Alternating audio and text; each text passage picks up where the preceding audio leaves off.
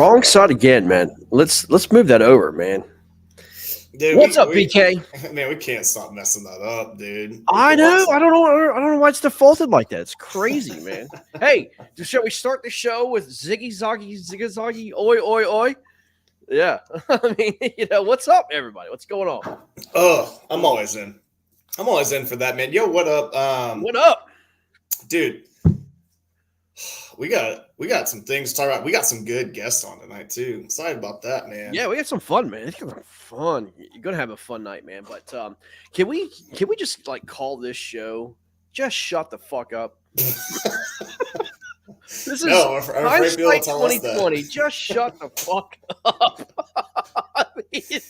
Man, it's I hope all the let's get the negativity out the way, man. Let's get it out the way. You had talked to me, man, like, why can't anybody celebrate people's success, man? You know what I'm saying? I don't know, man. I just saw like people have a good time and they're out there catching fish, and there's always somebody shitting on somebody's parade, man. Dude, I don't know, man. It's just like I saw Christine's post today, and I just got so I guess frustrated about the way that and I see it on like Facebook all day. Someone's like, "Hey, I joined this pro staff," and someone's like, "Lol, XD sucks to suck," and I'm like, "What the fuck, man?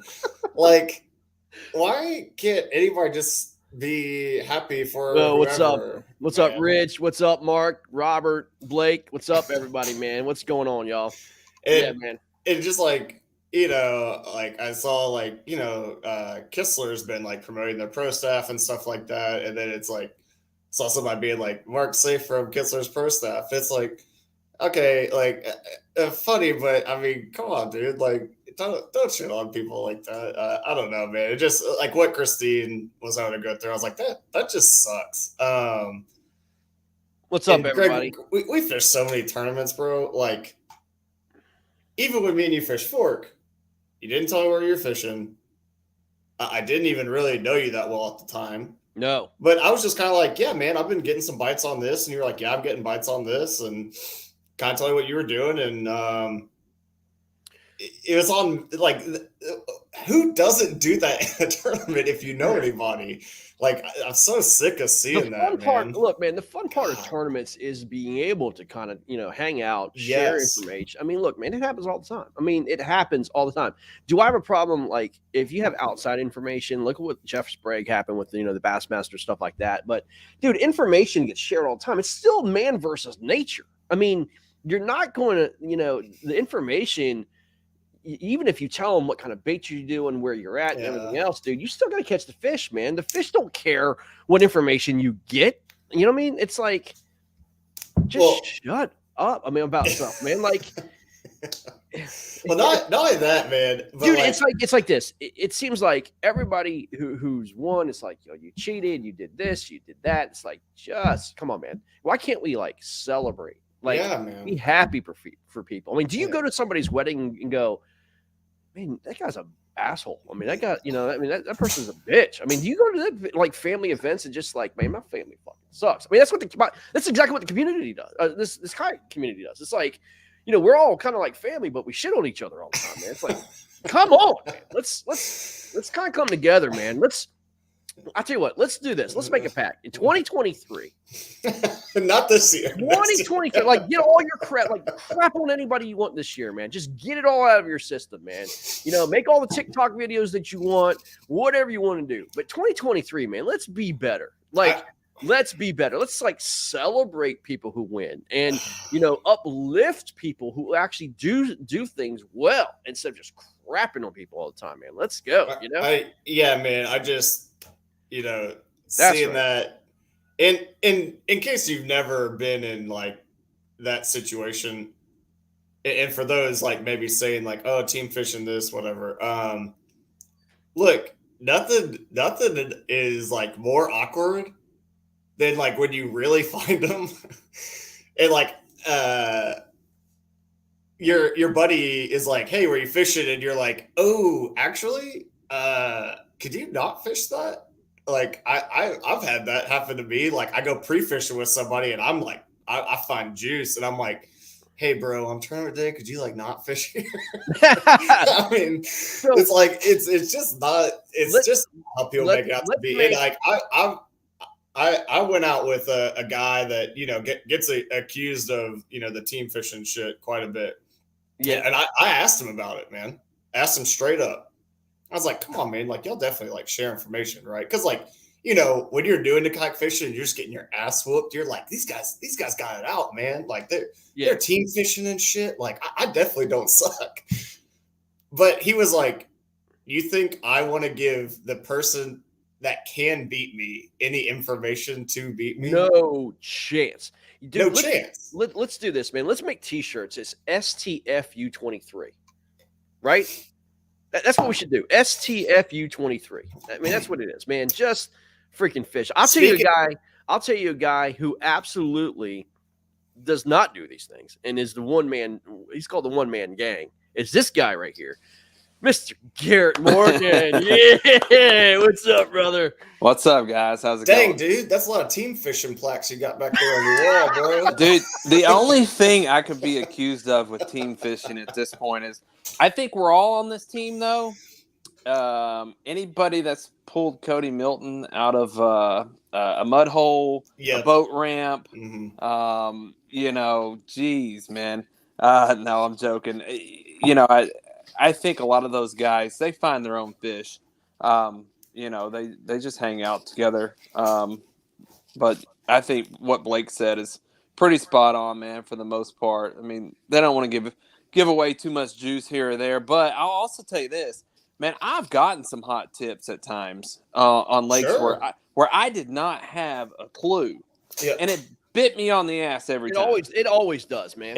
Going to catch someone else's fish doesn't work out. Like, you don't fish like them. You don't do things the same way. Like, you're better off just doing your own thing, in my opinion. Yeah. And, I think I've been more disappointed in times when, somebody, generally it's not even in the kayak world, but had shared a little something, or maybe you should try this, and I go try it, and I get burnt, and I'm like, God, I'd have been better off just if I crash and burn on my own, I can live with it, But yeah. For how many times I've done that and it's bit me in the ass, when I hear somebody got info and caught them, I'm like, they still fucking caught them. Yeah, I've done that so many times, and I couldn't figure it out. Like, they're not my fish. So like when someone goes and does that, it's like tip of the hat, man. Like, you still got it done. For me. What's we were just sitting there talking about the beginning of the show, man. What's the deal with all this bitching here lately, man? Is it because there's lack of tournaments going on? People are kind of bored. I mean, it seems like the boards are just full with bitching. I mean, man, that's just kind of where I was going with things too. It's like, do y'all know I got a lady at the house? Dude,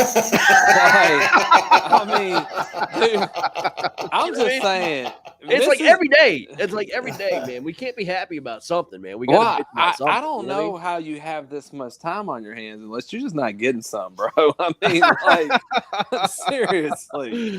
Like, I don't get how people can just focus on something for 4 weeks at a time. Breaking news: Nick Audie doesn't fish any of his own water. There you go. Yeah, exactly. Yeah. There you go. That's it. Exactly. Yeah. But dude, I mean, like, it's like here as of late, like the last month or two, man, people have got their little panties in a bod, man. It's just like, kayak fishing, like boards are just lighting up with a bunch of just. I mean, it's actually boring. It's bull. The saddest part for me is that I see a lot of like new people that come in that like I met or maybe came in at like the same time that I did, and they've gotten so sucked into like that side of it, right? Yeah, like that they're not really even talking about fishing anymore. It's more just about shitting on everybody. So here's the deal. I think there should be a rule in kayak fishing. For every $1,000 of a cash check that you make, you're allowed to make a post about it. If you don't cash a check $1,000 or less, you are not allowed. If you are not allowed to bitch about anything in kayak fishing, like you don't have any authority whatsoever. Cash checks first, then you can talk trash. Well, I mean, you're going to shut down the majority of the folks that are out there. I was going to say having shit to say. Yeah, most people got shit to say, not even fishing. In my world, it was, but I think $1,000 check has to be the minimum before you can do. Now, Christine, I mean, she had a great post that I thought was very, very well written, and I mean, all that stuff. But like, she could talk because she's a leader. I mean, she absolutely puts her money where her mouth is. But all these yahoos that don't even freaking fish, and they're freaking trolls under a bridge, man. Just STFU, man. You know what I mean? Like, seriously. Hey, Clifton, we ain't talking about you, homie. You the GOAT. Everyone knows it. Everyone is just blessed you ain't fishing nationals because we'd all be paying your bills, man. Unless you throw a freaking Dobbins rod in a chatterbait, man. You know what I mean? So yeah, I mean, listen, fish tournaments. I think people who actually been through it, man, fish tournaments, have a good time, and been through the grind and been through a season or two will have a little bit more respect for their other competitors who meet them at the boat ramp every other tournament, who travel thousands of miles, who spend thousands of dollars. Man, I think if you go through that grind, you have a little bit more respect for your fellow competitor, man. But these guys who just don't fish, dude, they're the ones who have the loudest voices, man. It's just like, it's old. Like, seriously, like some of these guys have even I mean, you can't even. You have to laugh because it's like, dude, I have never seen you on a roster ever. You know what I mean? Like, who is this guy? You know? Yeah, in a sun dolphin, and a bobber. Yeah, I mean, I just hate that Christine even had to post that. But I mean, look, it's a real thing. I mean, when I started fishing here in Texas, like got into like bass fishing and kayak fishing and all that, I didn't know who Dwayne Taft was, but I knew he was a national champion. And I heard lots of boat ramp talk about like, oh, Dwayne this, Dwayne that. Dude, I've met Taft. He is a nice dude, and he's whooped my ass plenty of times. Right. And for all people being like, oh, he team fished this, that, the other. I've seen him in the back of shit. I thought I was like the only person that found it. He just whooped my ass back there. I couldn't catch those fish. People are just off their rocker, man. Listen, I'm not going to say it doesn't happen in some pods in smaller groups than what were mentioned. I'm not saying there's 8 to 10 people out there doing it. And I'm not going to say that it hasn't ever happened in the past. Okay. But here's my take on it. That means if I go and I do well and I cash a check, man, dude, isn't that a boost of confidence? Shit, not only did I beat one person, I beat 4 of them that were working together. I've always liked that challenge. I don't give a shit if they all, share information or not. Who cares? Let's go against all 4 of them. Let's go. Exactly. That's right. I mean, but I was talking to G about Dardanelle because I was thinking about going and fishing it. Yeah. And I was like, how's it fishing? And he was like, pretty good. You're gonna have to pick up on some unique stuff. That's literally what he told me. And if I go cash a check, somebody might be like, yo, man, I heard Blake got some inside info. Gee, let me ask you this question. Come on, bro.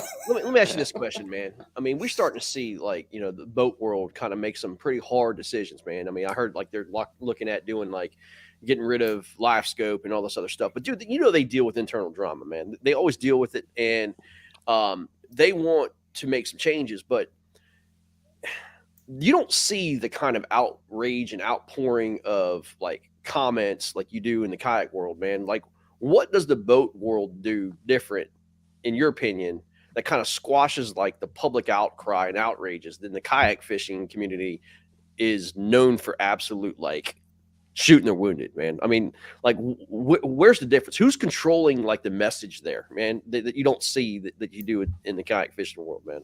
I mean, I think it's just like any other business model that's out there, right? I work in the healthcare industry, and some of your for-profit hospitals that have nicer facilities, they, have doctors that get paid more. They treat their staff a little better. They attract a different patient population than, your state-run hospital funded by a university, where folks that don't have insurance show up, doctors that, may be on their second chance, maybe they got a DWI, maybe they had a pill problem for a while, and I'm not saying those are our people. I'm just saying, like, I think there's some folks that get into this game because there's not as big of an investment, and you're just dealing with a little bit different population in some sorts. And, you got some folks that, if they can't make a name for themselves fishing, hell, they want to go be the Facebook, troll out there, the person that's out there running, some story somewhere. But I mean, I think there's just a different population of folks, and not to say that the bass boat world doesn't have their challenges, because they do. But I just think we just got a different segment of folks. I think when you invest the money into a glitter boat at that point, like, you're taking a little bit more serious. You're getting a little bit more professional for the most part. Yeah. I mean, you got a $600, $800 kayak, which is what I started in. That, no issues there. Throwing it back your truck, go to a tournament. It may not be as serious to you as it is to me, or as serious it is to someone else. And so you just jump on one of these forums and start bitching just because, no big deal, right? So, and that is the truth about some things. Like, maybe we just make them all a bigger deal than what they really are. I mean, at the end of the day, if folks want to get on and bitch about kayak fishing, who cares? I mean, it gets annoying after a while, but like, really, who cares? That's totally facts too. And I mean, it's ultimately on me that I let it get to me. But I mean, I think kind of what I guess broke my camel's back was seeing, Christine's posts, and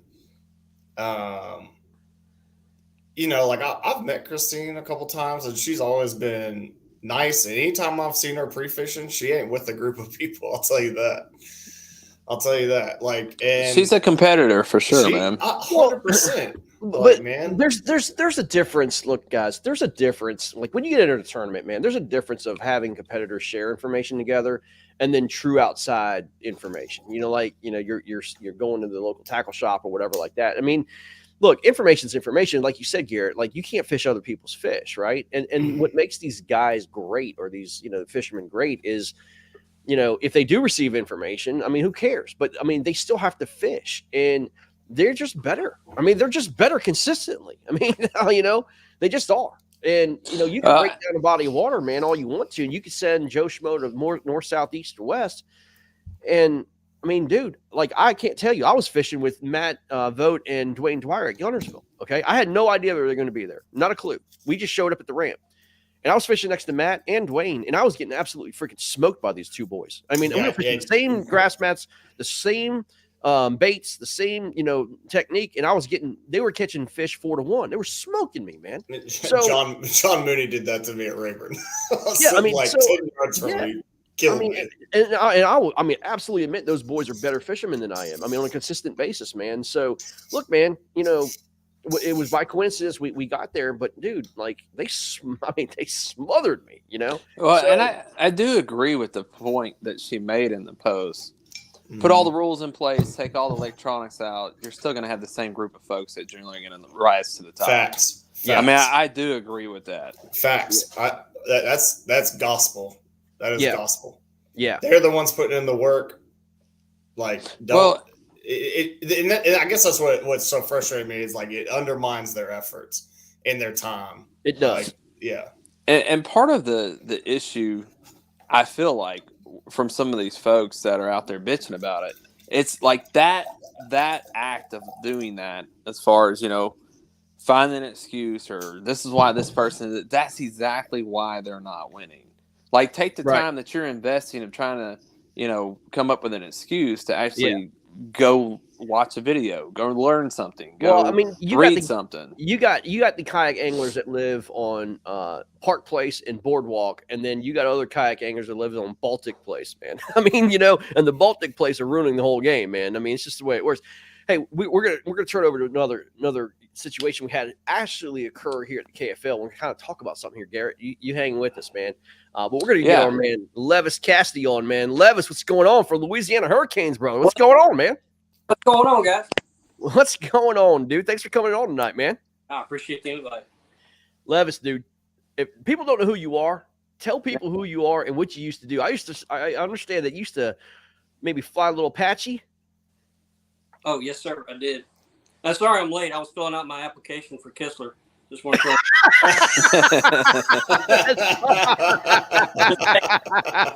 That's awesome, dude. What's up, man? Dude, well, thanks for joining us, man. But, I mean, dude, tell us about this Apache pilot thing, man. Let's go. That's history, bud. I'm retired. But still, thank you for your service, man. Appreciate you. Yeah, man. Man, we had a situation occur at the KFL, man. I want to bring you on. Very interesting conversation here, boys. We had a game against Oklahoma and Louisiana, and very, very interesting thing that it happens with all trails. And one of the, I think it was Blake Hennigan caught a 14.5-inch bass, right? And the mouth on the bass was open, deemed to be more than 1/4 of an inch. And it wound up being, per our rules, the KFL rules, that we went back on the old KBF rules. Instead of DQing the entire fish, it's a 1-inch deduction, right? And it fell below the league minimum of 14 inches, which DQ'd the fish. And instead of Louisiana winning, y'all wound up tying. And then that tie was broken by an 18.25-inch bass, 1/4 inch, basically bigger than the next biggest bass, which caused Louisiana to lose, man. But Levis, you had brought up a great discussion, bro. And like, I had told you over the phone, man, I think it's a great conversation piece, man. I want to hear your thoughts about that, man, and what happened, and then talk about how you think that shouldn't be, man. Give you an opportunity. Sure. Well, first I'd say that the mouth is definitely correct. That's not disputed.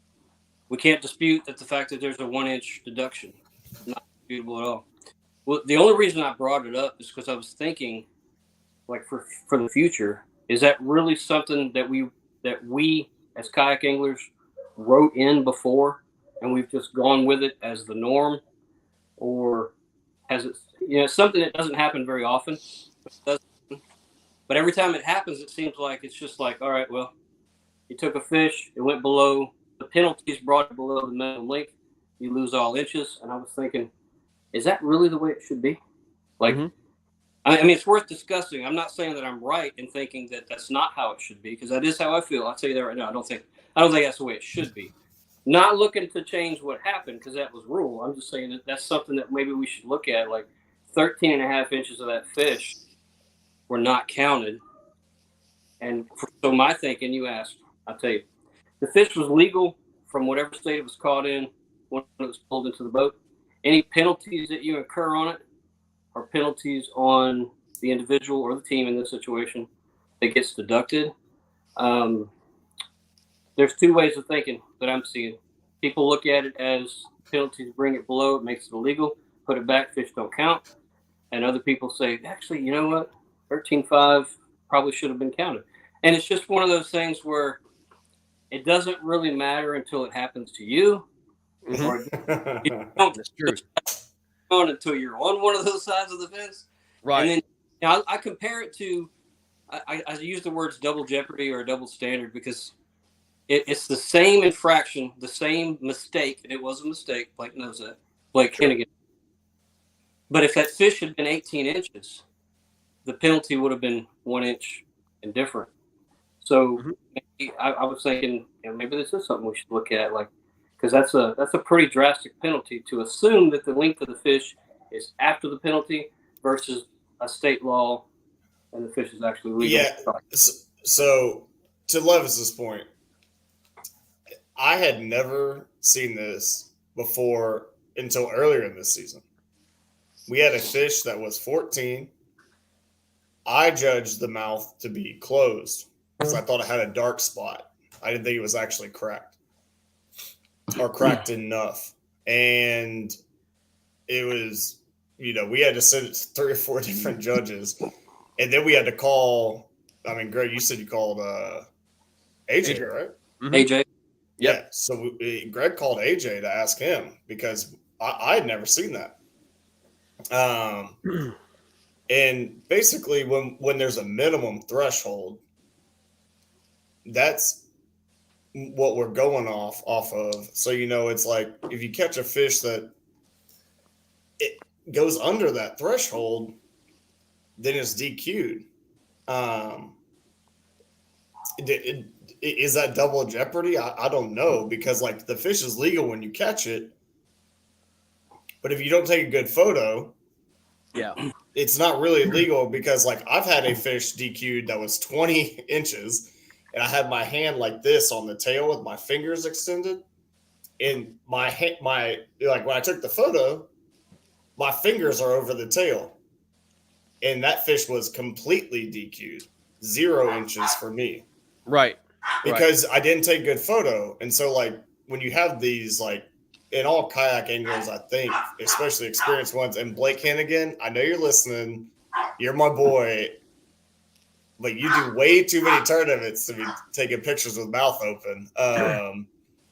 Like, if you take a bad photo, like if there was no ID or anything else like that, like, someone got a barky dog? Man, it's Waffle. Oh, what up, Waffle? What up, Waffle? Yeah.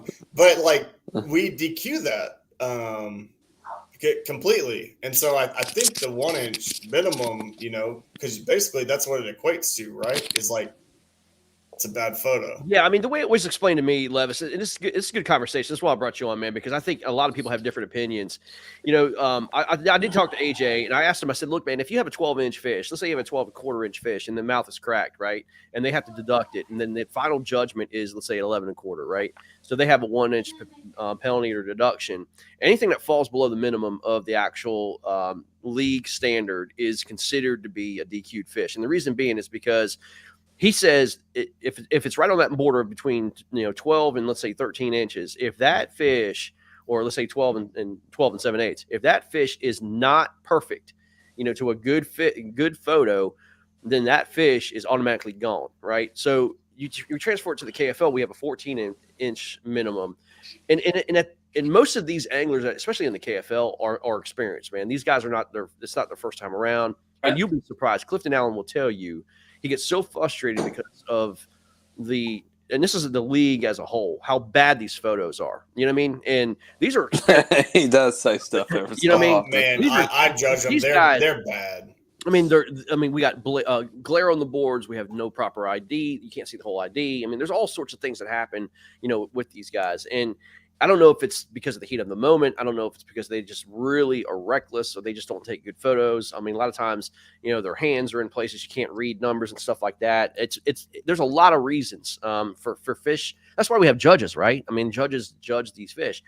But it looked like KBF kind of just eliminated this whole thing with these minimums. I mean, dude, if KBF said this year, we didn't adopt the rule, but dude, if you have your mouth cracked, or if you have your hand behind the caudal fin, dude, the whole fish is DQ'd. It eliminates any discussion here. You know what I mean? It's like the whole fish, no matter what happens, if the mouth is cracked or whatever, if it's a mouth cracked at 16 inches, the whole fish is gone. And I think they got tired of like this, basically this 1-inch thing or half-inch thing, and then, DQ and the fish and all that stuff. I think these anglers are at the point to where they've been fishing for so long, man. I mean, and I'm not just picking on Blake. I'm talking about everybody, including myself. We've got to be better, man. I mean, like we've done this now a while, and these fish photos. I mean, most of these guys have submitted hundreds, if not thousands, of fish. I think what Mick Wood said is it's not exactly to Levis's point, because what Levis is saying is like if it's a legal fish, like with the mouth shut, it's over 14, right? Yeah. But what Mick Wood was saying in the chat was like if you take a picture with its mouth open to make it get to 14, and then we deduct an inch to where it's under the legal, even though, like what Levis is saying was like when it's over and then it becomes down, like then that's also bringing in subjectivity rather than like a hard line rule, which is the hard line rule right now is mouth closed, it must touch 14. Yep. And that's the tough part of the rule, I guess, man. The answer is any crack at all, it's gone. So it eliminates the gray area of would that have been 14, or or the difference between judging one that's 18 and making it 15 versus judging and losing all. That's I mean, and that's what KBF did. I don't know if most major series is going to go to that hard line rule, man. I mean, but again, now you're going to get issues where I know KBF's had issues like, dude, they were judging fish that they said that the mouth was cracked. And I mean, they were asking me, do you think this mouth is cracked? And I was like, no way. Like they're getting DQ'd on these fish that are absolutely perfect. And they're putting up to like literally this pixel counter. And if there's any sort of like opening or deformity of the fish's mouth, they're denying it, man. I don't think that's fair. You know what I mean? Well, I will say, man, as you start getting into some of those 21 plus inch fish, dude, they've been caught enough that sometimes they just got a jacked up jaw, or a lot of those bigger fish have that little, bottom chin that comes out a little further, and things just don't align and shut, all the way. And there's been times where I've had to take a video, like, just in case someone tries to deny this thing, like, to be able to show. But, I think, especially as you get into those bigger fish, there needs to be a little leeway because some of their lips just don't close all the way. And that's what I do like about the judging process, at least. Like, look, I don't know how other judges do it, but like when there's a fish like what Garrett's talking about, and if anybody's fished with KFL where I judge, I'll call the angler and say, hey, can you give me more photos? I want to look at that fish. Because it's even with like, Conant's fish, I looked at that fish and I was like, I think he has a dark spot, like unique coloration on that jaw. I don't think that's a crack. And I had Clifton look at it, and Clifton thought the same thing. And, like we kept looking at it, and it was like, yeah, it's that is what happened, man. Like Garrett said, man, when you got muscles like me and Garrett, when you swing on a fish, boy, it jacks that jaw up, son. Like they ain't all gonna be right after they get heavy ass rod, man. When those 6-aught hooks, man. Oh, I mean, especially when you're wading fishing and your feet are on the bottom of the lake, or fishing off the bank, G Money, and 6 foot of water when you're 5'10". Yeah. I don't know if y'all know this, but I've seen Garrett fishing Cypress a couple times, and he gets out of the kayak and hugs the tree, just jigs the other side because he's not tall enough to stand on bottom. So, yeah. But like you said, I mean, Levis, it's a great thing to consider. I mean, should fish count below the minimum? I don't know, man. I mean, I think you're going to see, man. You're going to see a lot of tours or like a lot of series, man. I think there's going to be no room for like debate about this. I think they're all going to go completely like what KBF did, and they just if it's cracked, it's gone, man. Is this our version of a dead fish? Making that penalty even across the board, because I mean, I get the point that AJ was talking about, or whoever you mentioned that said that if the fish close to 14 with the mouth closed, would it have pushed it to 13.75 or below 14? I get that. I understand. My question is, though, because there's that gray area that's subjective, the TD looks at it and says that quarter inch or more. And if you want to, you can bring up the picture and show the picture that we're talking about. But the thing is, it's like when you know for sure, like Blake was saying, when that mouth was closed, it's still over 14. But it's into that rule where that 1 inch put it under. It hurts. It stings a little bit, and it just makes the question: is that something that should be the standard? Just because it's always been. I guess that in. To his point, I think what would make more sense if you use that logic is that it was a 1/4 inch or a 1/2 inch deduction. Right. If you were given a 1/4 inch or a 1/2 inch deduction for a closed mouth, then that would make sense because you're saying, hey, because the mouth is open, you might potentially have this much extra, length to the fish. Yeah, sure. But it seems like, for whatever reason, I don't know that I ever agreed with this. It seems like someone made it up that if the mouth is cracked, it's an inch deduction. But really, does that really make sense? I mean, how many times did we see that a fish's mouth was cracked open that it would have gave the fish an extra full inch? Yeah, and that's Garrett. I agree with you. Like I think that's, and there's still trails in Texas that do mouth open. There are, yeah. I mean, we still have people here that do mouth open or closed. They don't care. Right. And that's another option is like, do you care? But I think for the majority of trails, the practice typically is, mouth closed. We want the mouth closed, right? Because of all the things that go on with video, like, on the water submissions, right? Like we don't have a weigh-in. So I think when you're that's like your control in this experiment is mouth closed. When you deviate off of that, there are punishments, right? Right. And I think it's solely for the fact of when you don't have a legal fish, can you stretch it? That kind of stuff. I mean, I at least in my opinion, I think that's why the rule's there. And if there's one thing I know about kayakers in general, especially because of all the things we've dealt with, if there is a gray area, people will push the limit. Well, let me ask this question. What have big boats like in the Elite Series? Do they still accept dead fish? I mean, no. I was asking earlier, Penalty. is this like our version because they have a live well, and some of the fish end up dead, whatever. This is kind of like our version of that challenge, even though it's different. It's like they eventually just said dead fish doesn't count at all, I guess, huh? What I know is that for a while it was if you make a cast with 6 fish in your live well, it's a 2-pound deduction. And then if you bring in a dead fish, it's a 2-pound deduction, I think. Yeah. Did that fish being dead make it weigh 2 less pounds? No. Yeah. But yeah, right. I mean, there is a penalty. There's no doubt. Let me see if I can bring this definitely up. a penalty. Let's see if I bring this up. I don't know if y'all can see that. Yeah. That's the fish right there. Clearly you can see through the board. Yep. The way we looked at it is if you look at the 1 inch and the half inch right here. Let's see here. Let's do it like this. If you can see, like here's the 1 inch and then 1.5 inch. You kind of look in the middle here. That gives you a 1/4 inch. You compare it to the mouth open right here. I mean, that's how we looked at it. And then you also look at the sticker itself, right? I mean, that's to us. That's looking at it, it's a 1/4 inch, man. I mean, by judge, it looks like a 1/4 inch deduction. Anytime you can see through the board too, man.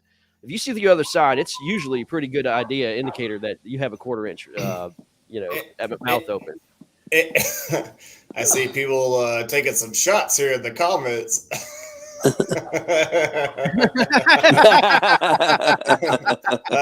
It ain't cheating unless you're trying, right? Yeah. Little NASCAR rules. But what I would say about that was, like from a judging standpoint, is when this fish came in, I thought it was so close to a 1/4 inch that I said, I'm going to approve it, and it's on the opposing team to challenge it. Right. Like when it's that tight of a judgment call, yep. I always rule in favor of the anglers, and then I let the other team challenge it. And they challenged it, and then we sent it to 3 other judges, and even myself included, like to re-review. And when we were all talking about it, it's like a 1/4 inch is, I think I looked it up. It's like 0.63 centimeters, 0.635 centimeters. Yeah. That is so small. I mean, it's so small. It is. So yeah, that's Blake says it looks good to him. Looks good to him. Yeah, I bet so, dude. I mean, he's not biased or anything like that. You know what I mean? Hey, I did talk to Blake, man. And like I told you, Greg, Blake, I told you, man, he was not going to be upset about the ruling. He was going to be upset with himself. And sure. He was, man. Dude, he handled it good, man. I mean, it sucks for the team. It does, man, because it was such a literally it was a tie. You know what I mean? And have that happen. But I mean, Levis, look, man, we're not gonna hide behind anything. We wanted you to discuss it. We think it's a great conversation, man, because it's the whole thing as a whole, not just KFL, but it's every series thereafter. Yeah. It's Bass, it's Hobie, and as I said, like, KBF is just like that would have been a full DQ no matter what across the board, Yeah. So one of the other things I hear a lot is rules. You read them. You agreed to go fish them. Right. Move on. So I'm going to be honest with you and tell you, and I'm not going to speak for everybody, but I doubt everybody cracks open a book and digs through little.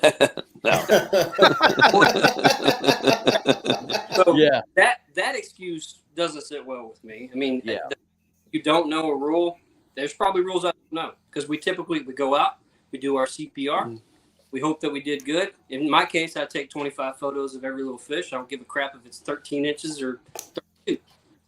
Just because I know Blake's going to call me and tell me that I had a mouth crack and I need 7 more photos to choose from. You know what I mean? Right. It ain't even that. I mean, I've been, somebody that got to fish under a trail that Levis ran, and I had fish DQ'd in that trail for good reason. Yep. At the time, am I upset? Hell yeah.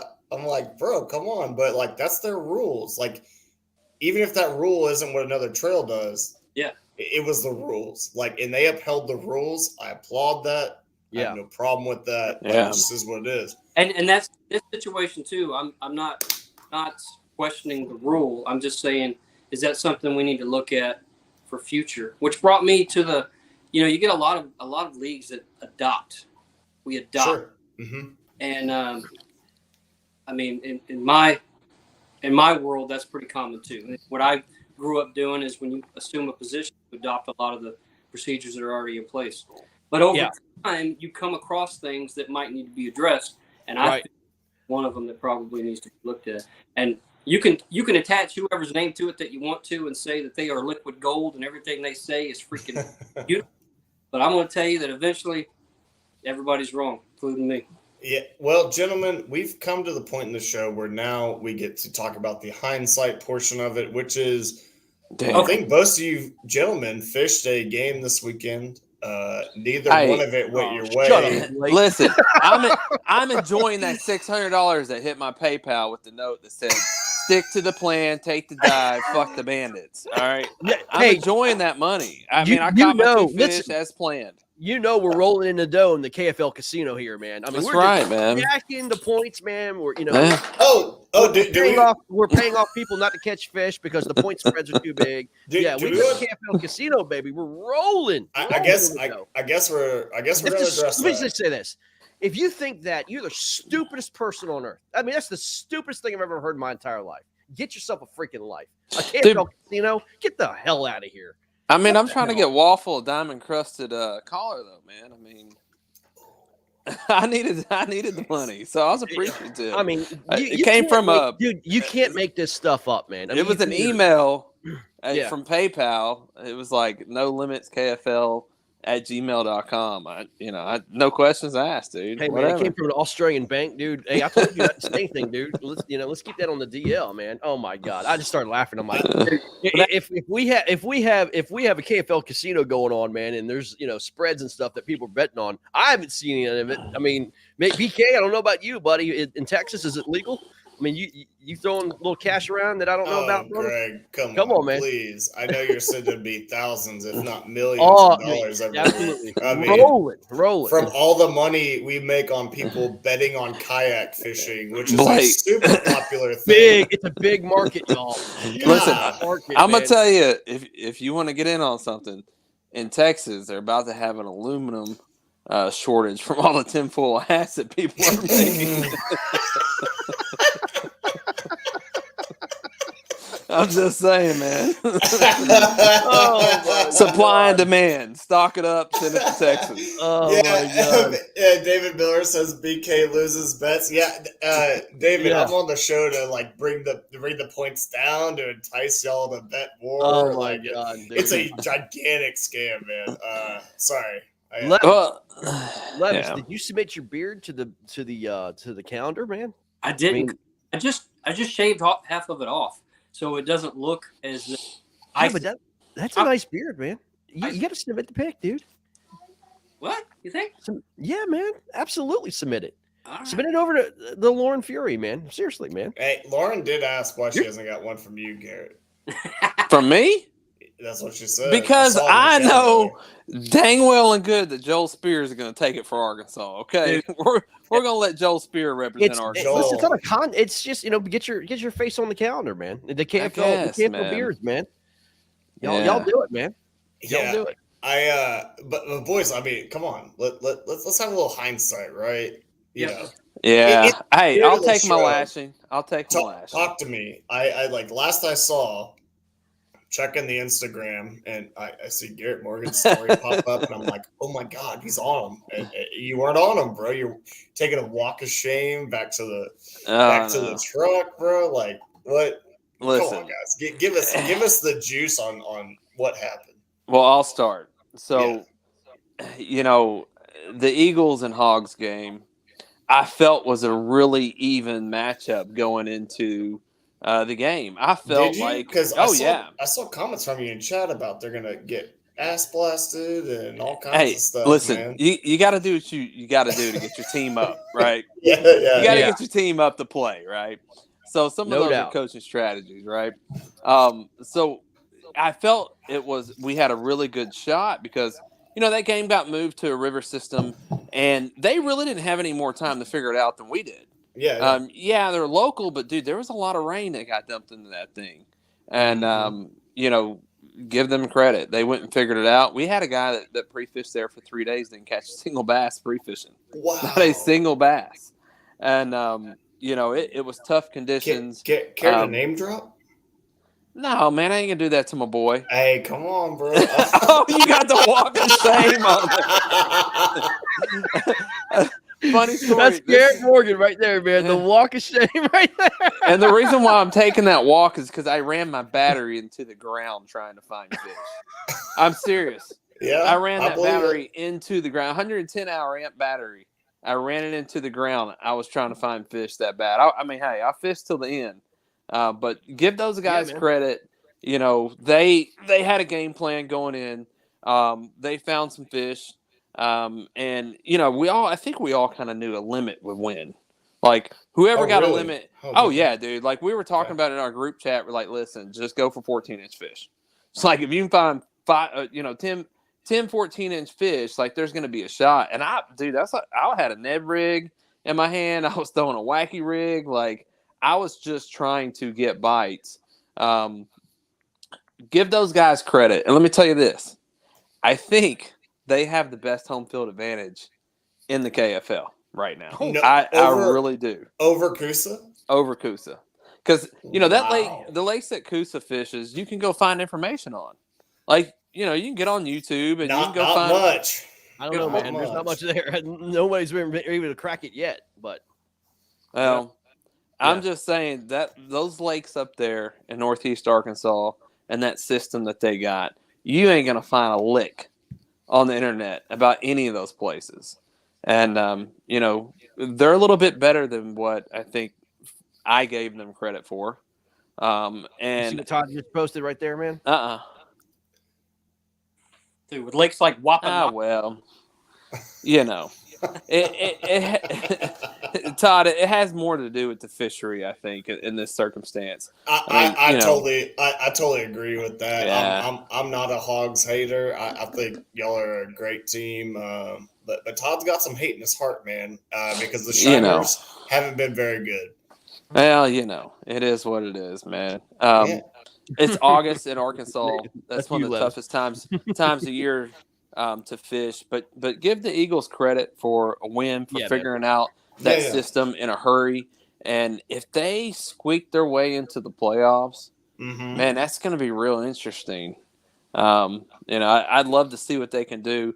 And I think it's pretty cool that they were able to take a situation that, others had kind of given up on and run with it, man, and do well. And, there's no laying over for anybody. They didn't lay over for us. We didn't lay over for them. All the tinfoil hat conspiracy theorists, people can say whatever they want to say about that situation. But, we fished our tails off. And, we just got beat. No excuses. Dude, they're 3-0, man. I mean, look, they took a 1-4 or 1-4 or 1-3 record, right? And with a minus 156 negative deal, and they're going to possibly make the playoffs, man. I mean, hey, it is what it is, man. It's freaking an awesome story. I said this on KFL Night. The fact they fished a Highland reservoir with rock, they fished a very shallow fishery with like cypress grass, and they fished a river. They won on all three. That's spooky, man. Yeah, that's spooky. Yeah. Like that's. Yeah. That's no doubt. Like you're not going to get a freebie from that team, man. But Levis, man, let's talk about you because you got to go to the Highland Reservoir. I'd heard the lake had turned over, I don't really know. I mean, did you think that when you went and fished it? I mean, are you talking about Wapanako? Or are you talking about Chimney Rock?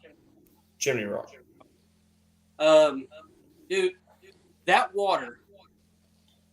So I'm going to start by telling you that we made the same mistake. I think that sometimes we choose lakes and put them on a calendar and don't really think about what that lake could potentially be doing. Because the Chimney Rock, less than 2 weeks before we were there, we were told, "Oh, dude, you got to have raw thumbs. Your hands are going to be sore. You're going to catch your PB smallmouth, all that stuff."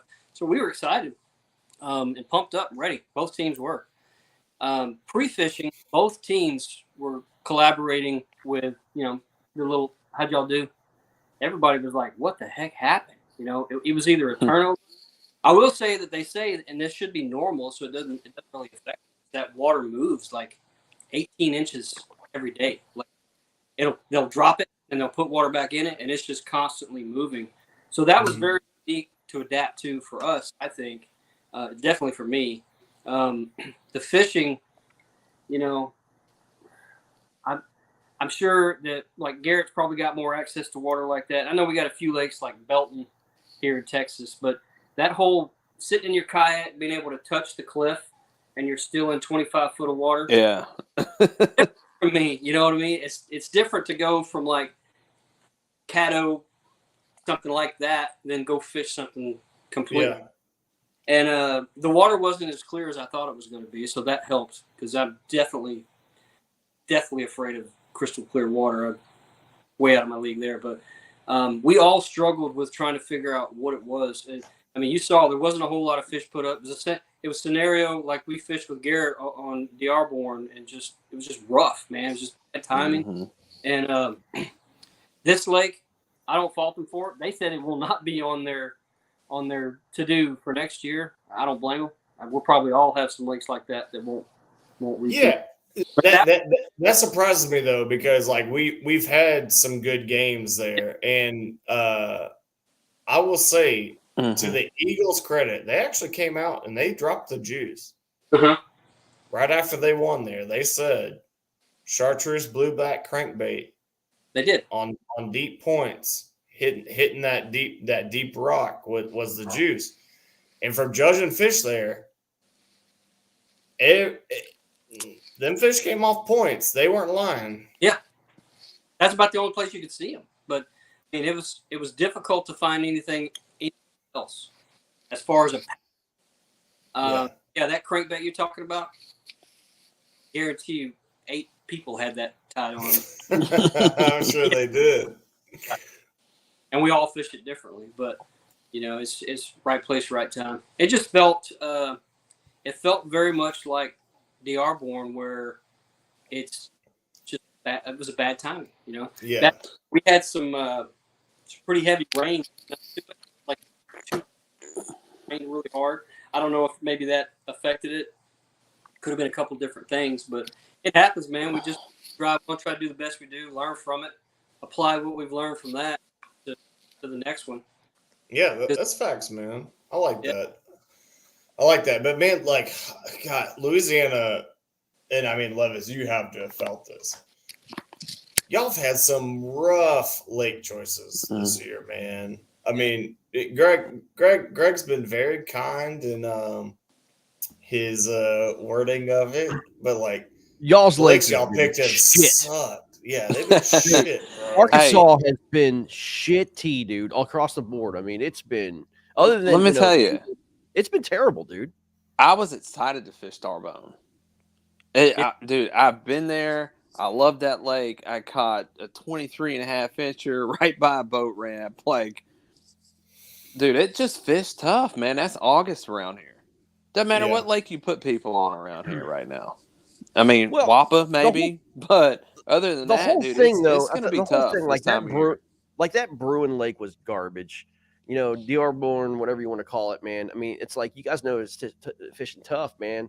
And then you got this one, Southern Slayers are coming to town. I mean, I don't know who picked y'all's lakes, man, but they should be picking lakes next year, man. I mean, you know what I mean? We've learned from it. I don't think we're going to make the same mistake. It's but yeah, But Greg, we had Tennessee on White Oak, which is one of the best fisheries. Well, probably one of the best not so known fisheries in this part of the country. Mm-hmm. And everybody that fished it was like, "Oh, this place sucks." Man, it's a badass lake. It's just August. Hey, Garrett, to your point, I did argue with Greg about this. That like, you can come to Texas, right? And you'd be like, I'm so jacked up to go fish Fork. Fork is awesome, bro. You can go to Fork and Skunk 5 days in a row, no problem.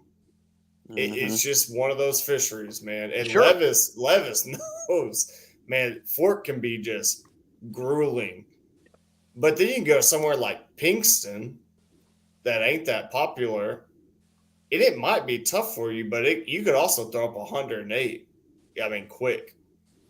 It's like, it's so, it's like, it's a hard decision between like the lake choices for me. But, it's hard for the KFL because, I mean, look, man, we purposely did the season between June and October because of the early onslaught of tournaments that go on between Hobie Bass and KBF, right? I mean, we were trying to be respectful for those series, and we're still going to be respectful for those series. And there's really this gap that's in the summertime, you know what I mean? And not only that, this is kind of the time of year that usually guys can travel and stuff like that. So, it's hard, to get good fisheries on fire for the summertime. We get it, man. But there are, like, I'll be honest with you, man, we should never been on Canisius Lake. Like, we should never have been on Canisius Lake. It's a finger lake. Cayuga was on fire. You saw it, happen a week beforehand with MLF. I don't know what other fishing reports that we need. And we're on Canisius Lake with bad algae and stuff like that. We should have absolutely been on a different lake. You know what I mean? Should have made the call earlier in the week. That is a super luxury that the North has. And I'm glad the Motor City ambassadors have taken that to heart and kind of been like, hey, Greg, I already put that up, man. Sorry, man. Oh yeah, I put both those up, man. I got that's you. facts. I got you. I didn't even see them. Oh yeah. But just the North has that nice audible call. Yeah, they do. And I hope we can see that a little more in the South next year. Sometimes that's tough. I think what we should do is maybe have a list of 6 lakes or rivers instead of 4 and be able to call that audible at least a week or 2 in advance. You know what I mean? Yeah, there's just sometimes, man, where it just don't line up the way you want it to. No, I mean we're learning, man. As I said, I mean it is what it is because like we said in KFL when we first started this, man, we want good fishing, right? Good content, right? And good fellowship. That's what those are the 3 pillars of the KFL: good fishing, good content, good fellowship. And sometimes we do all 3. Sometimes we do 1 of 3. Sometimes we do 2 of 3. I mean, but or sometimes it's 0. What I mean? But I mean that's what we're trying to strive for, man. Again, look, we're not exactly 2 years old yet, man. We're still trying, man. It's all good, man. I just I want. Because I hate when someone goes and pre-fishes something and the lake gets changed, right? That sucks. That does suck. But I also want, because if you're like me, if I travel somewhere, dude, the fishing's gotta be good. If you've ever been to Caddo, you ain't going to Caddo to eat at Bubba's Seafood on the some backwater shit. You want to go because you want to get out there in this insane cypress forest that is so untouched, and enjoy that. And the fishing's badass, man. That's what I love about Caddo. I'd gladly go there anytime, but I ain't going there for a destination place. If you're yeah, man, let's go to Caddo, but not fish. Fuck no. Fuck no. Shreveport, you can have Shreveport, man. Yeah. I've been in there a couple times, man. It's not hey, man, hey, kids, y'all want to go to Shreveport, Louisiana? Yeah, let's go. No. I'll go there. No. I'm like Greg because I'm a debaucherous individual. But no, man. No, thank you, man. No, thank you. Real quick, the lake choice, sometimes they're tough, right?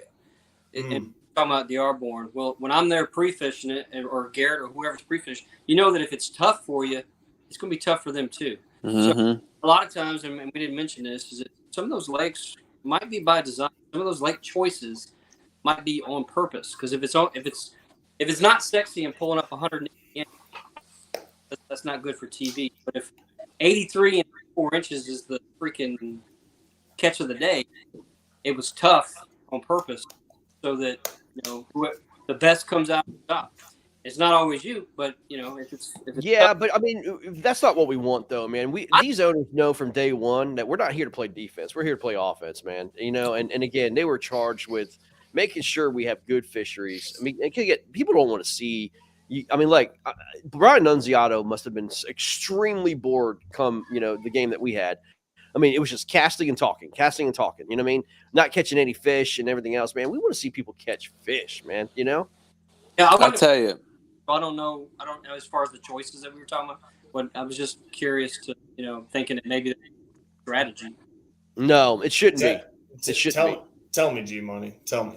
I was going to say, man, for the folks that were at that KBF NC this past, September, that got a chance to get on Bistineau, man, if there's a place in Louisiana that you want to go fish, and if there was a place I could just beg the Hurricanes, I don't care if it's our team, just put a team on there.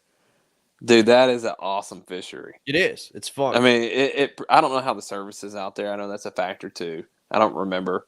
I know I submitted all my fish, but pretty good. Dude, it's such a fun place to fish.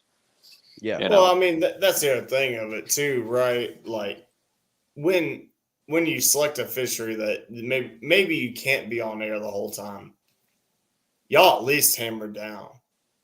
Yeah. I mean, it's still content in of itself when we're getting 21s, 22s, 23s submitted. When y'all can't get on air, then we get 14 submitted and you win the game. That's as bottom tier as it gets. Oh, yeah. There ain't nothing worse than that, man. Yeah, man.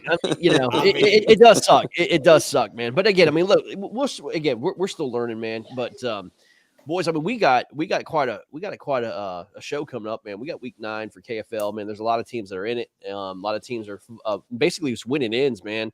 It's going to be fun. It's going to be an absolute. I think week 9 is just going to be crazy. There's going to be a lot of hurt feelings. I promise you that. And guess where we're going? You're fishing Darbone.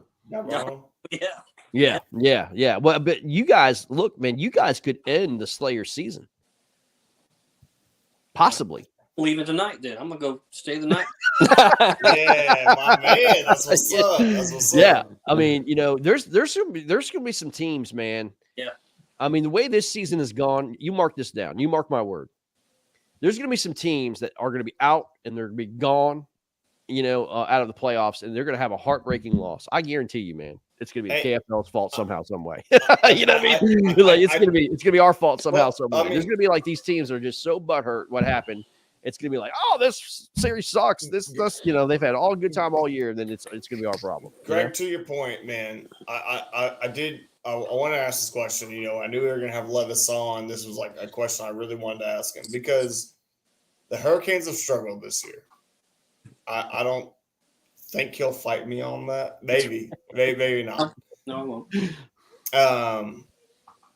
But good, better, and different. This isn't a KFL show. You can say whatever you want. Your experience through the year, man, just give me your feedback, man. But like good, bad, and different, man. Just hit us with it. I hit you with the quick version. I'm learning. Okay. This is my first year. I didn't come in at the very beginning. I came in probably right about the time when those lakes were getting selected. Yeah.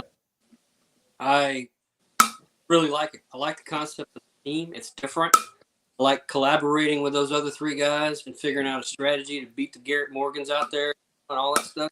It's like let's go figure this lake out as quickly as we can. Put the strategy together and then go apply it. And we've been learning every single time, and I love it, man. If you want to be professional, act professional. That's been my thing. So, and that's not knocking anybody who has an issue. Everybody has a right to to get upset. I get upset. Sure. Yep. But you know, if you want to be professional, act professional. We make mistakes, we own it, and we try to figure it out and move on. That's my theory. Good words, man. This Good league words. got potential. It really does to go much bigger than it is. I mean, I've been doing this before it was a thing, you know, as my own therapy many, many years ago. But it's just there's so many positive things that can come out of it. We get hung up on the negative things so quickly and get passionate about hate, because hate in the heart's it's easy, you know. Yeah. I don't know, man. I like it. I'm gonna be here until people like you tell me I can't do it anymore. No, it's great, man. Dude, I mean, Levis, I appreciate that, man. I mean, you know, like you said, dude. Yeah, I mean, very look, kind words. we've you know, we've tried, man. We've certainly have tried. It's tough, man. It's tough making hard decisions, man. It sucks. You know, we've been vilified for it, but at the end of the day, man, we got to look at the long-term perspective of not only the league, but everybody else. I mean, you know, few situations, few anglers had issues, man. And you know what? We resolve it and move on. But, you know, there's 239 anglers in this league. You know, if, you know, 10 or 12 have issues and major issues, okay. I mean, we're not going to change, you know, the entire league structure and what we do because 10 anglers out of 239 have issues. I mean, every series, every tour, every, you know, major fishing organization always has something that comes up in their time. Mm-hmm. And, you know, and again, no one's perfect, man. I mean, if you look at Hobie, if you look at Bass, if you look at KBF, no one's going to be perfect, man. You know why? Because you deal with people, and people, as far as I know, are not perfect. Now, there's some that think they are, but as long as people think, you know, that they have a little fault in them, hey, that's what's going to happen. To Levis's point, man, and Levis, thank you very much for the kind words, man. As long as I've known you, man, you've always been a pretty straight shooter, dude. Like, I appreciate that. But on the topic, man, Greg knows I follow some obscure sports. I like in college, I played ultimate frisbee. Like I followed disc golf. Man, disc golf's been around for 40 years, and even this last weekend, they had a fucking rule issue, man, that people were upset about. Like, it's just never perfect. And like when they implement that rule, you think it's good for the players, but like it just ends up not being that way, man. It's really hard to like dial it in and get it right. Yeah. And God, I guess for people that feel so nonchalant, like it's just a given or it's easy, or like that doesn't cause us heartburn. Like, yeah, and there's not going to be I mean, guys, there's not going to be a rule for every little thing, man. It's just not. I mean, like everybody's like, you know, where's it in writing? I mean, common sense is obviously unwritten sometimes. It's like, you know, not every little thing is going to be in a freaking rule book. It's just not, you know. And you know, it's just what it is. You have to make a decision as an organization and move on. So well, and I'll say this, you know, some of the bitching that we're hearing still. Hey, what's up, Steve Fields? What's going on, buddy? Some of the bitching that we're hearing still, weeks later, really tells you how much people actually loved the KFL, right? It reminds me, you know, of an ex-husband. The divorce is final, right? Right. But he's like, no, you're still mine. You still need me. And it's like, everybody's looking at the dude like, bro, y'all been divorced for 5 years. Move on. You know, right. But that's some of what we got going on because people are so heartbroken at this point that they don't have this anymore. And it's like, dude, like, let it go, bro. She's taking other goods from someone else. I mean, to be honest with you, man, it's better. They're 3-0. I've seen more passion. I've seen more passion out of them after the fact than I had when they were in the league. I mean, it's right. Great, well, and that's what she usually says, right? The ex-wife, she's like, well, he didn't really try when he was with me, but now all of a sudden we're divorced and I'm with someone else. He wants to, you know, try to send me flowers to my work. I had to get a restraining order. Damn, Garrett, you're a savage, bro. Dude, I'm just keeping it real. Like, I get you are, but man, you're a savage, man. Yeah, dude. On that point, man. Dude, I hope And I genuinely mean this, because this was like, like when Greg asked me to like come on and do commentary and stuff like that, I told him I just wanted this league to be fun. Like, I don't care about all the other shit. Yep. I hope nobody comes in here and is like too upset about this, that, and the other. And he was like, yeah, bro, it's going to be fun. Greg lied to me. I lied. I mean, y'all might not be having people fun. Are so mad. Dude, the amount of hours me and BK have talked like about problem resolution and insanity. Literally, I walked 8.7 miles today, and all 8 miles was dealing with problems. That's why I just go for a walk. And when I deal with problems, I have to just go for a walk and just kind of like get my mind, in a position. But I mean, 8.7 miles of problems, and it's just, constant, man. It's just constant. But hey, man. But you know what, dude? All in all, I still love it, man. And it's for the greater good, man, for everybody else. You know what I mean? Yeah. It's fun, Yeah, we got so many badass, great anglers here that I love interacting with. And like, the negativity doesn't ruin the fun for me. Dude, I just want to hate the people are trying to shit on their fun, man. I do. I just want to hand over the cup, man. I mean, that's my ultimate goal for this year is just make it through, hand over the cup, go on vacation. You know what I mean, for a while. Get away from it all and let the team celebrate, man. Levis, what you got, man? What you got?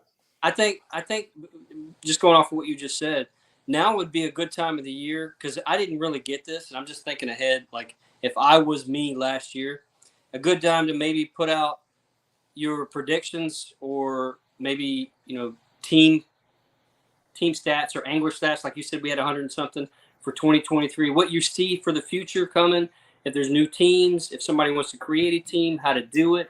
What now would be a good time to get those people to say, hey, I want to create a freaking Canadian team and fish the damn whatever the hell they got up there. I would never support Justin Trudeau. Never. I was gonna say it's interesting. Fuck that guy.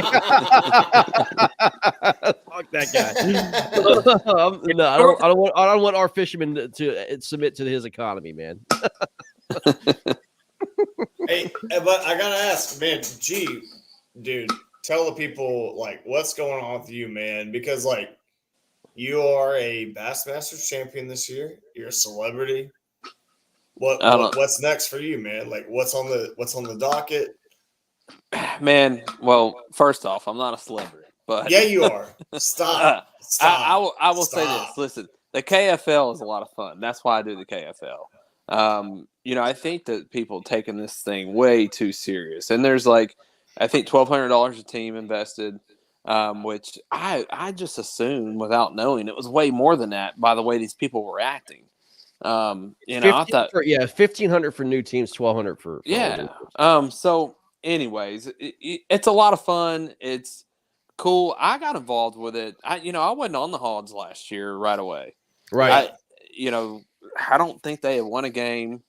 I saw a couple posts, on social media, from Corey Hopper and some other folks. I was like, man, I might want to try this out. Went and fished, had a good time.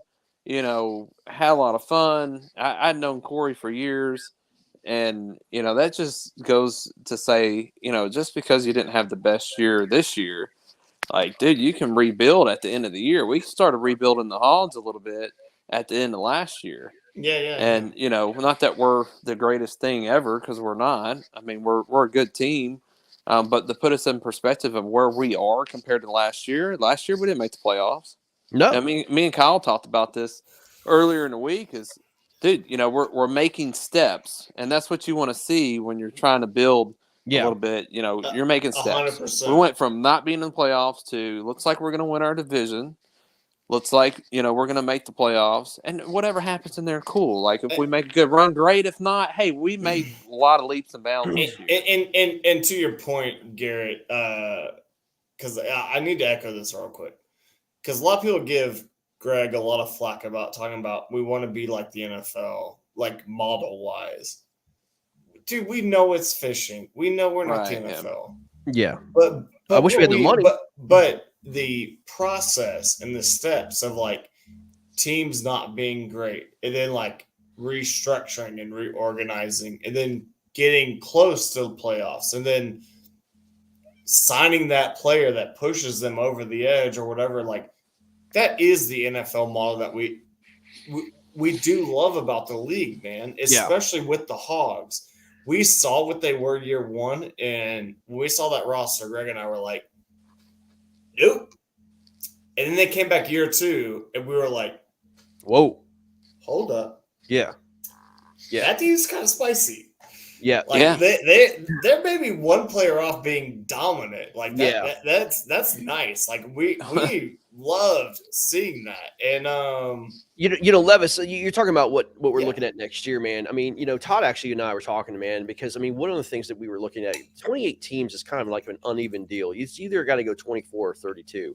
I don't expect it to go 32, but if you want a divisional setup, you can do 3 divisions of 4 each, and then you could do like, you know, 12 either East Coast or West Coast or North or South or which way you want to do it. So you can split it up and do 12 teams in the KFL out of the East, 12 teams out of the KFL in the West, and then you'll have the 3 divisions of 4 teams, and then that way you're guaranteed for each team to have 2 games in the division and then some interdivisional games and stuff like that. I kind of see how that may work for the KFL next year. Instead of going 28 teams, cut it down to 24. There will be some teams that's going to be leaving. There's going to be some teams that are coming in. And so we have to make the best possible decision of owners and players that you don't want to be a part of this in the future. And so that's going to be the tough thing to do, is maybe we need to take a step back, get 24 solid teams, and then – you know, make that push forward for 2024 for 32 teams and just leave it at that. I mean, it's going to be this constant, like, revolving door of teams coming in, coming out, players coming in, coming out. We don't know yet, man. We haven't decided. But for the league and the teams to have complete fairity, listen, being fair in terms of, you know, division and games and stuff like that, we may just go east-west, cut it like down like Tennessee, Alabama area. Some teams will be in the West, some teams will be in the East, or maybe North, South. We haven't figured it all out yet, but we and this is not final, but that's kind of what we're looking at, man, is just having a good solid base of 24 teams. We went from 17 to 28. I think that was too many. Just looking back at the season, I think that was just too many teams. And having, I mean, we had 13 teams out of the North, 15 teams out of the South, and you just can't have that uneven breakdown. And then also with West Virginia in April leaving, you know, right out, I mean, literally the last second when the schedules came out and everything else, and then they left, man, we were scrambling trying to figure out who's going to come and take their place, and then make the scheduling up, and, you know, trying to do logistics. And, you know, the Warhawks were replacing the West Virginia Appalachian Anglers on 2 games with Motor City.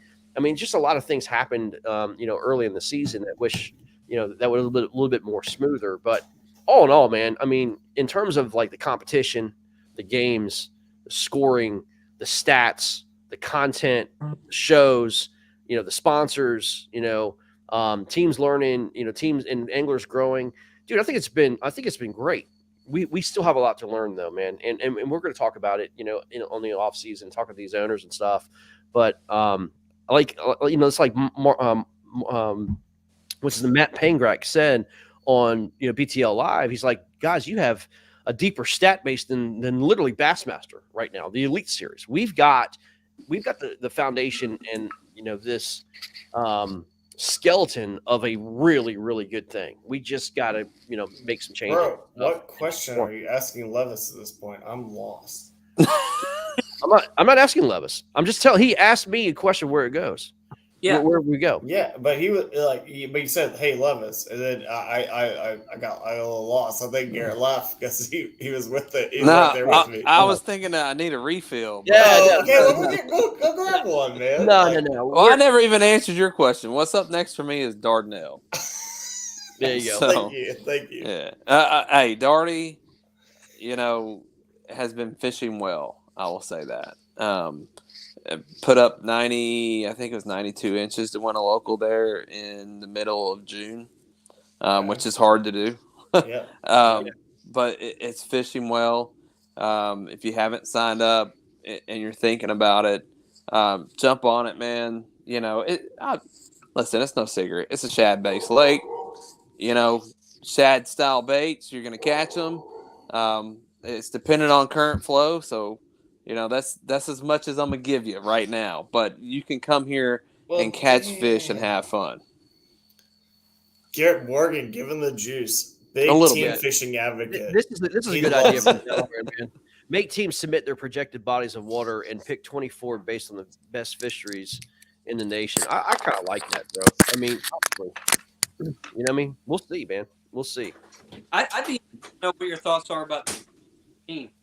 Like how many players? Because if you're shrinking the amount of teams you have, and you have we would up the player count, probably to 10 or 12. That one angler in South Dakota that wants to be a part of KFL. Yeah, we would up it. We would up it to like 10 or 12. Right. Okay. Yeah. We would do it. I mean, and also that eliminates any doubt of any team not being able to supply a full team to go. If you have 10 or 12 players, dude, and if you can't fill a full squad, you don't need to be in the league. Yeah. You know what I'm saying? Yeah. I was more worried about growing the sport with people because we've actually got interest that everybody does that would love to be. How do you do this? What is the AFL thing? Where are you going? Yep. How are you? How does it work? So there's Levis, I do want to talk a little bit about this now that we have ourselves without Garrett, man. And I think it's the appropriate time to talk about it, man. You've been you flew Apache helicopters, man. You got to retire, and you've kind of taken on this fishing mission of getting yourself out there, getting yourself in front of the pro staffs, all that kind of stuff, man. Dude, talk to us a bit about that, man. If you want to name drop your sponsors, go ahead. Greg and I don't have any affiliation on that, but just I guess the process, man, because there are probably a lot of kayak anglers that are how do I get sponsored? How do I do this, that, and the other? And you've been very successful. I mean, you really have. I mean, thank you. So, give us the juice, man. How have you been able to be successful in that and everything else, man? Yeah, well, I mean, I appreciate the successful part. I think that's subjective. I mean, we all want to strive to be even better, but I look at it like this, man. I mean, you brought up. I think I heard you in the very beginning talk about the whole Kistler rod looking for new. Totally. So I'll use that as an example because obviously I'm a Kistler guy, right? I love them. Pro staff, promotional staff, completely different than being sponsored by someone who might supply you with something, whether it's monetary or items or whatever. I've got different levels. I've got things that I support or promote that just give me, 10% off at Greg's shop. I'm just kidding, not Greg's shop. 10% off the shop, or they supply you with stuff. I look at it from a couple different ways. And I've got some friends that when I retired and I moved here to East Texas that I talked to, it was how do you do this? How do I get that bait in my boat and how do I get their name on my chest or whatever? And yeah, I'll be honest with you, I still haven't figured it out. I really believe that a lot of these people that own these companies, they are a pretty good judge of character, man. I just be straight up with you. When I'm talking to them, this is me. This is what you're going to get. It's not, it's a little rough around the edges, but I promise you I mean well. And either you're going to want me to be on your team and promote your product and use it, or you're not. So I mean, I just think it's something worth talking about because, earlier we were talking about how much I despise when somebody does get a deal that people shit on it. But yeah. I don't think that should be a deterrent. I think when you get an opportunity, no matter what type of angler you are, to sign with somebody that wants to endorse your product, especially when you start out, and in kayaking, like Garrett said earlier, versus bass fishing, I think it's a big deal. I think we all look at it in a big picture. We're if you're not signed to a Dobbins or a Yamamoto or whatever it is that we are what's that? What's that worth? Yeah. It's worth a lot. It's worth a lot of money, especially if you're in kayaking. Yeah, I think my two sponsors that come to mind right now when I was talking about the situation, judge of character and all that stuff, is Kistler, because that company is amazing. They make great products. I'm not pushing the product. I'm just saying if you go look at their backstory, it's the same with Cross Kicks. Okay, so push it. I met Cross. Sell me. I need sell shoes. me. Sell me. Anytime we're together, guys, welcome to use them. I got plenty of them. So if you want to, hey man, they're a fantastic company to deal with. Yeah, I mean, fantastic. They're small. They stay small, but they also provide a great product. But the company, like their roots, is what sold me on wanting to be a part of them. Now I have fished with Trey's dad's rods since I was this high, but and those are Pride rods, right? Pride is Trey's dad's company. You can go back to Castaway rods. I'm showing my age here, but way back on Lake Conroe. I own 2 or 3 Castaway rods, so yeah. Okay, there you go. So that kind of stuff. So and then Cross Kicks, same way. I reached out to them a year ago because I found them by accident. Totally fell in love with their stuff. I asked, why are you not bigger than you are? Because I saw an opportunity for them to be big, and I was like, you guys, this is an awesome product, and you're missing out on an area of people that could benefit from what you sell. Yeah. Like so. How do I win those? I got enough coffee since we barely squeak out wins. Well, you have to get the most inches by losing the match, right? So okay, I mean, I don't like that scenario. Yeah, yeah, but I mean, some guys have an awesome game, but their team loses, and so that's what we decided to do, man. It's but I want to say about Garrett too, because look, I fished against him at Fort, and this guy won, and he was like taking his photos. Yeah, I got this jig, this person's jig. And I was like, all right, bro, spill the juice, man. Sell us. What kind of jigs were you using? Oh, you opening one right now? I bet.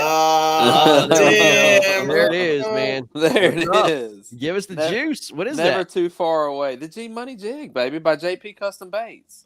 Okay, JP Custom Baits. There you go. A story behind this. Okay, there we go. Yeah, I actually was up at a river in the Ozarks here, caught, and it's overpopulated. Okay, and yeah, I ate some bass. Get over it. I filleted some out. Some smaller ones, dude. It's just that overpopulated with fish. I mean, we took a summer trip there, and every single person that was with me caught over 100 fish. Man, it is what it is. So anyways, filleted some out. All these crawfish were like green and orange. Every single one of them. Took a picture of it. Sent it to the guy that makes my jigs. I said, man, make me a version of a jig that looks just like this. And he came up with the G Money jig. Started using it locally. Did really well on it. Went down and practiced at Fork. Caught some fish on it. I called that dude before that event. When I saw the weather pattern, I was like, dude, if the stars align, it's very possible I might win the Bassmaster event on your jig. And dude, he loves me now because of that. He got more orders from the state of Texas than he did the state of Arkansas this year. That is no BS. I'll tell you that. Wow. No, I didn't order it. I didn't buy into it. I mean, Garrett knows. I stand by my fact that if we started the tournament an hour earlier. Hey, here we go again.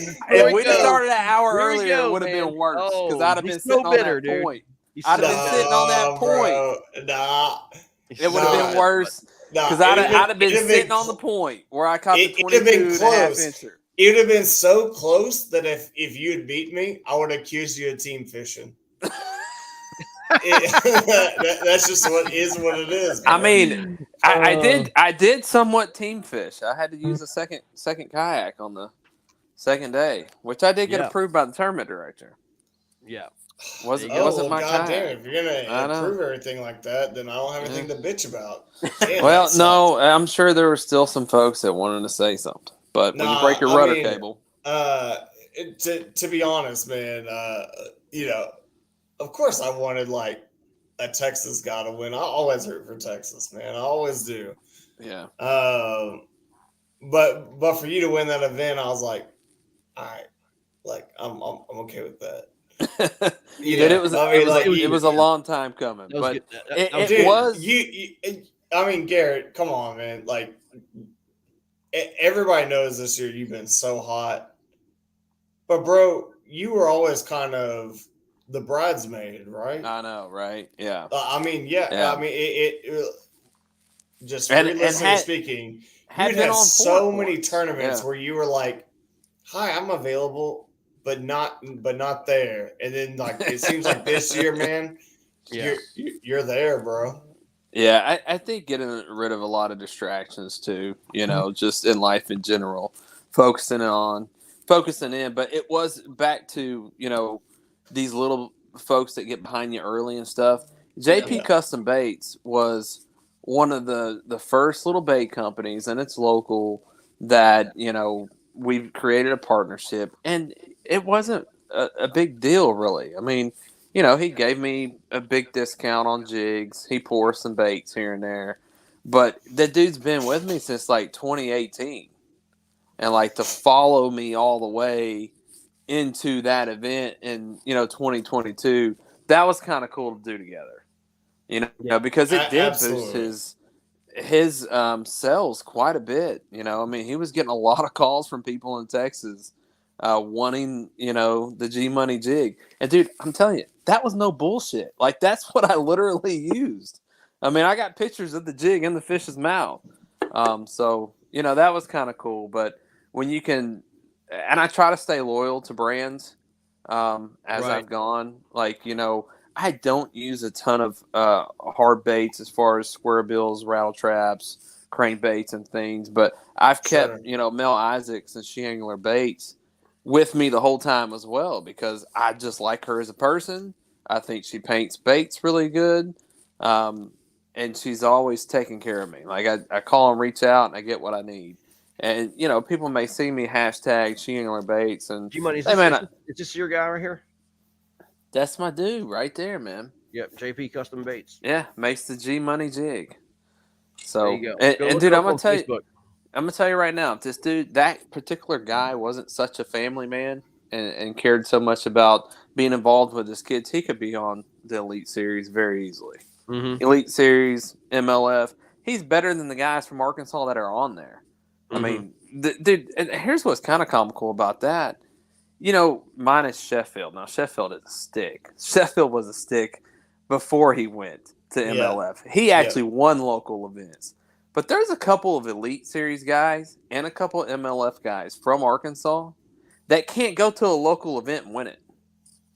I mean, it just is what it is. Yeah. But there's some really good local sticks that, their priorities are different, or their financial situation is different, or whatever. Not to say that those guys aren't good, but dude, there's some really good competition around here. And JP's one of those guys. And he's been a little bit of a mentor for me as well, to someone that I knew had gone and won some bigger events, and I would ask him, some good questions here and there, about, hey, like, given this time of year, do I need to just go try to catch the limit first? What are your thoughts? Should I just go strictly focus on 5 big bites? And that's really the big thing that he's really instilled in me from a mentor perspective of, dude, some of these events you're going to, if you're not fishing for points, what do you have to lose? Just go fish for 5 big bites. And that was kind of a little bit different mindset that I went into this year. And you've seen, if you'll look at my Hobie events, they've not been great. Yeah. But that's because I went there to try to win the event. I didn't go there to just try to catch 5 fish. I literally went there for 5 big bites, and it was either I was going to do well or I was going to crash and burn. It's so funny to say that, man. People love seeing their name and like on the leaderboard at 50th, 60th. And me and BK were talking about this, man. Like we call it. BK calls it like the ego limit. Ego limit, right? The ego limit. You go to catch a limit rather than trying to win. It's an ego limit, right? Yeah. Exactly. And instead of absolutely trying to smash them, and look, dude, you're either going to be top 10 or you're going to be like 90th. Okay, Yeah, but it's just the way it works, man. But one thing about it though, the thing is, go cash checks, right? Here in kayak fishing, there's not a rolling like Elite Series points thing where you're not going to be able to make the series next year, right? I mean, it's either you're going to cash checks, qualify for the TOC top 3. That's it, baby. I mean, or you have like a top 22 in points or whatever it is. But and bass is kind of the same way. It's kind of like just go cash checks, man. Like you said, go get the big fish, man, and it all work itself out. No doubt. Yeah. Yeah, it is. To wrap us up here, because we're approaching an hour and 40 minutes, we probably need to approach the most serious topic of the night is rank your best fast food burger. This is insulting. Oh, shit.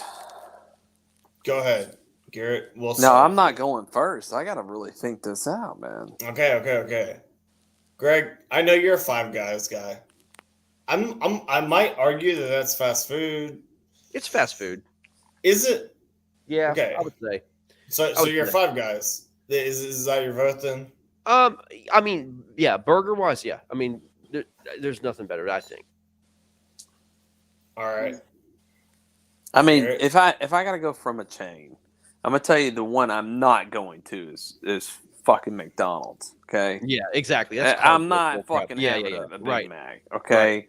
Okay. There's a chain here in Arkansas called David's Burger that I would say would be my pick. Okay, but y'all don't know that place, so if I had to pick a chain, it'd probably be Burger King. No, dude, there's no other real chain. Like the fake no freaking way, world. Man. Yeah, no chance. I mean, I'm getting a Hershey pie with that. I'm getting onion rings, put a little bacon cheese. No, the onion ring and the onion ring sauce at Burger King is legit. No, you know what I mean? Okay, but the burgers are pretty trash. Okay, look, Dude, I'm going to Davis Burger first. Y'all don't know what Davis Burger is, though. Yeah, but look, we'll accept it, man. Like we want Davis Burger to get the hype, man. When you're in Arkansas, you go to Davis Burger. But when you're on Dardanelle, you go to CJ's Burger. Just FYI. Okay, well, for fuck's sake, man. I mean, come on, bro. You're getting so particular that like. Are these all fast food places? You can drive through them all. Well, BK, let me ask you a question. Let me kind of put this in perspective. There's a limit of how much you're gonna pay for a burger, right? So like a Five Guys burger is like $10. Is that really fast food? That's just the burger. That ain't even the fries and shit. That's what I'm saying. Like, I mean, well, you can't even really drive up to a Five Guys, but that is more of like the higher end, kind of like the Chipotle type deal. You know what I mean? I'll accept Five Guys into this argument. Okay, all right. Okay, all right. Like I got you, man. Like if you think Five Guys is the best, okay. But in Arkansas, Five Guys don't play, man. G Money just said, nah. I mean, there is a Five Guys. I've never had it. There's one in Little Rock now. Yeah. That's Little Rock, bro. That's the Disneyland of Arkansas. That's if you want to get held up and shot a few times, go there. Exactly. So let me ask you this. I mean, here's another one that's kind of underrated, but I mean, it could be a pretty good burger. It's Sonic. Oh shit! I forgot about Sonic. Sonic's damn. It's pretty decent. I'll tell you what, though, you are not going to make out alive clean with Sonic burgers, man. You're gonna have mustard, ketchup, mayonnaise all over it, man. You know what I mean? Yeah. Okay, well, while G Money thinks like Levis, come on, man, hit me with it, dude. You already know. We're in Texas. You already know. Whataburger. Is it Whataburger? There you go. I already know. That's it.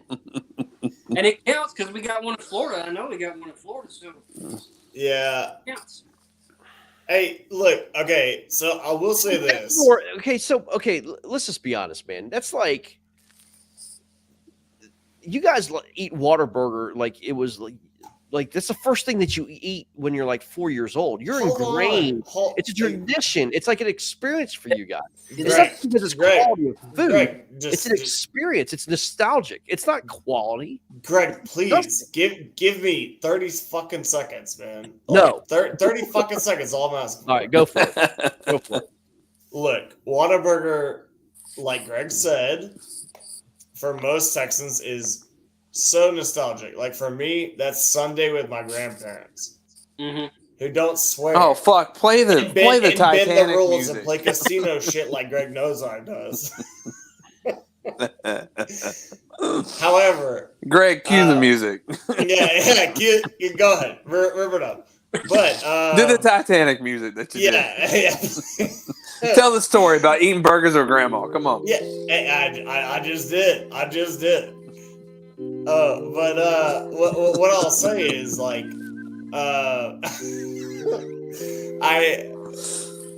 I do love Freddy's. I see a lot of people putting Freddy's in the chat. Freddy's is bomb. Freddy's has an underrated chicken sandwich, bro. Yo, Freddy's is good, man. So is Brahms. Yeah, and I would say Brahms is great. And because I'm in Austin with all these liberal guys that, y'all love, Pete Terry's is good, man. It is. Like, it really is. So, I'm a little torn, man. I think I'd go Freddy's or Pete Terry's, man. Honestly. Just on burger alone. Yeah. That's a tough question because you could go to a Burger King on the north side of the tracks and have a great one, and a Burger King on the south side of the tracks and want to never go back there again. So hey, Levis, let's be honest, man. There ain't no good side of Burger King. Burger King is bro. It's flame broiled. It's no shot, man. You actually, that's such a no. No way. Man. Yeah, man. I'll be honest with you. The best thing about Burger King is that fucking Hershey pie. Straight up. Hey, G-Money, to be honest, I didn't even know they had a Hershey pie. All right, so let me ask y'all okay. this. We got a burger. You go up to Taco Bell. What are you ordering? What's your go-to Taco Bell order? Number 7 on the Dr. Pepper. What's the number 7? Oh shit! Quesadilla meal. What is it? Crunchy taco. Yeah. Okay. Bro. All right, BK. Oh, it's a double cheesy gordita crunch, bro. If you don't get the cheesy gordita crunch, you're on crack, man. Okay. Like, you're so off your fucking rocker. It ain't even. Hold up. Greg, just ban anyone from the KFL that doesn't say cheesy gordita crunch. I'm sure some team is going to have some official statement out there. Well, you know what I mean? First off, they're we're gonna have team to logos for that kind of statement. I think they would have to refuse to go to the Taco Bell first. Hey, Garrett, that's very kind of you. But let's just be honest, man. If you don't like a cheesy gordita crunch, you can get the fuck out, homie. Like you're gone. You're gone, man. Yeah. No, I mean, I guess mine. I'll be honest with you, man. Mine's I like the Dorito hard tacos, man. The Dorito hard taco meals. Okay, get Greg out of the KFC. I'm serious. They're not bad, bro. They're not bad. Man. I'm not done with it yet, man. And then I got to do a Nachos Bel Grande, man. I'm loaded, dude. Bring it, dude. I'm just like that's go food for me, man. I'm all about it. Greg says, "Hold up, I'm not done yet." Oh yeah. All right. So oh my god. Let's get to some other shit though. Every year about September, as I wind down the season, I realize I've put on about 20 pounds and I have to lose. Yeah. But here's why: it's all the gas station stops. Oh yeah. So you're hitting the gas station pre-fishing or pre-tournament. Yeah. You've got 4 items to grab. 4. Okay? I'm gonna tell you what mine are. All right. Dr. Pepper. Okay. A Crispito. If you don't know what that is, it is gummy worms and a white Reese's. Yeah, that is. Hands down. Okay. Sorry, you lost me at white Reese's. When that you said gummy worms, I was like, Garrett Morgan is a good human being. White Reese's. You said white Reese's, I said Garrett Morgan is a piece of shit. White Reese's. That used to be my rap name when I used to freestyle. No, shut the fuck up with that. Get out of here with that, man. I hear you, man. That's so trash, bro. God, dude. So what are your 4 picks then? At a gas station. Gas station. Pre-tournament or pre-fishing for a tournament. You're going into the gas station. We got to start with Levis. I got to know what Levis gets. You want to know what I get? Yeah. I usually get Duke's jerky or the sausage link. So sometimes those are good. I usually like the Dukes because they're Love sticking a wiener in your mouth, no doubt. Then I like to wash that down with a little bit of water. Yep. I'm not sure you can say anything about water. Hopefully, we all use that. And then a granola bar, whether it's like something chewy, like chewy Quaker Oats bar or something like that. Yep. Okay. And okay. some hard candy. That's okay. Right on. Entirely too reasonable. Yeah, he's definitely not getting the fucking heartburn that I'm getting. Yeah, no. Right, Right. I'm trying to hurt myself, dude. Exactly. Yeah. When he said four like snack items, they're 4 energy drinks, or like I'm trying to actually hurt myself. Yeah. Well, Blake, what are you getting, bro? Does anybody else eat Crispitos from a gas station, or is it just me? Okay, so mine is probably like a Monster Mountain Dew energy drink, then probably a Monster Mountain Dew energy drink. Come on, and bro. Then a some kind of like nuts or something, because I think I'm gonna be healthy.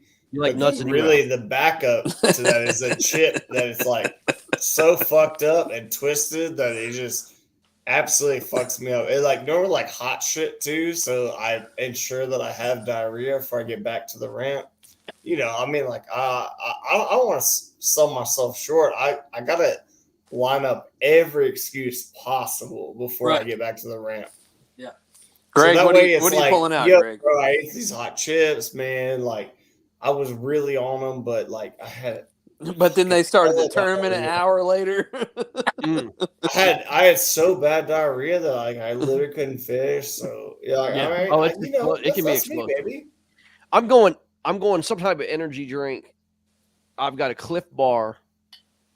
I've got beaded deviled egg or beaded eggs, like the red eggs. I love them. Really? And probably a Dorito bag. Yep. Bro, you're the whitest of white person I've ever met.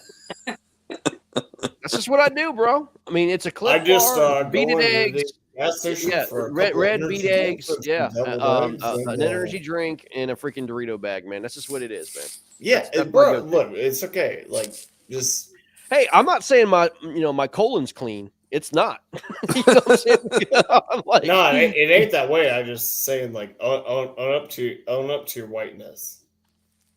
I was feeling a little uneasy this morning. I am white, man. I mean, what can I say, dude? So that's good stuff, man. Yeah, you wonder why America is in a obese epidemic. It's because of that very reason, G Money.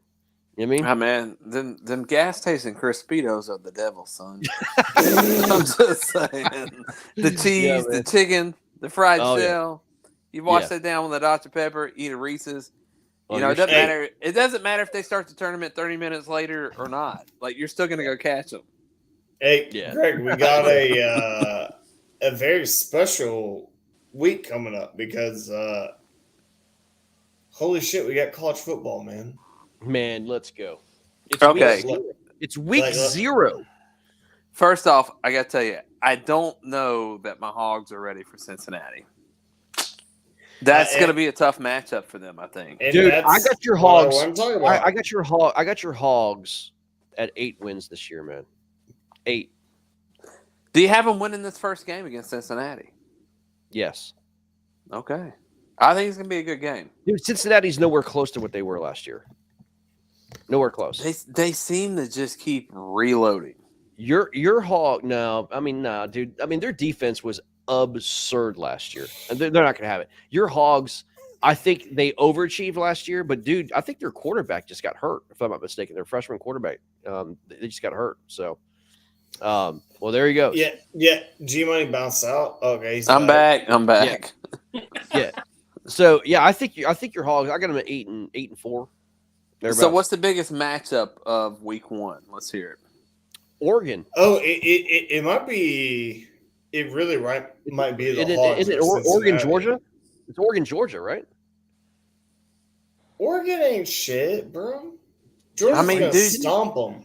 Now that this NIL situation is going on, I mean, I feel like Oregon would be able to I mean, they always were able to recruit. Yeah, it's Oregon, Georgia at Georgia, man. That's gonna be a hell but of a matchup. I feel like they've got to be able to get even better athletes than they have.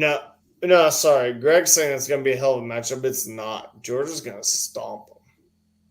They could. They certainly It'll be could, a track man. race. I mean, it'll be a track race on the offensive side. Yeah, man. I mean, Cincinnati, Arkansas is going to be a good game. It's at Arkansas. Arkansas should take care of business, man. I don't think you're going to have any problems. No, I think Arkansas Cincinnati will be a better game. I do too. And then of course you've got you got Notre Dame, Ohio State, which is a huge fucking. Hey, I'm gonna tell you right now, Ohio State wins that game, no problem. I just don't. They should. They should. Yeah. Ohio State versus who? Notre Dame. Yeah. Oh, sorry. Is that like a small feeder school or what is that? Yeah. They're supposedly all Catholic there. So. Yeah. Well, look, Notre Dame has always been shit versus big teams. They're gonna get stomped. Yeah. The best game of that week is Arkansas, man. It's just. Nah, no chance. It's not really close, man. That's going to be the best game that week. I think so too. I think the best game. I think the best game that you're going to wind up seeing probably it's going to be close. Probably going to come down to definitely the fourth quarter. It's going to be Utah, Florida. Oh, Utah, Florida trash cans, dude. Utah is. I mean, they have a chance to make the playoffs, man. They have a chance to make the playoffs. Don't sleep on them. But I mean, going to Florida, that's going to be a tough game. It'll be fun. I can't wait, man. This is college football time, baby. Let's go. It's going to be fun. Look, who ended up replacing the coach at Notre Dame? I don't even know who their coach is at this point. It was their defensive coordinator. The team absolutely loved this guy. He was Brian Kelly's assistant. Yeah. So the team loved him. Yes. But he's not a name that's going to be splashy with him. No, but dude, those are the guys you got to watch out for, man. Those are the teams that or the coaches that if the team hated Brian Kelly, man. Sorry to laugh at Jordan Mark's comment. But look, let's go ahead and why don't we all pick a team who we think will be good? Whoever finishes the highest in the AP poll rankings gets the dub. At the end of the year? I'll start if you want. All right, go ahead. I'll say A&M. Y'all are going to be so shocked when I say this. All right. Because of where I live, where I'm at. Michigan. Damn, bro. Wow. Michigan? No shot. Dude, I'm telling you, I feel like Harbaugh has been there long enough to put this shit together. He gets over the hump this year. All right, Levis, what you got? I don't follow, but if I had to pick one, I'm just going to West Point.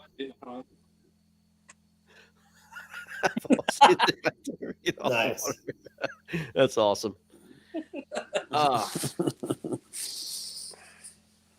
Dude, so you got Michigan, A&M. Levis, who'd you have?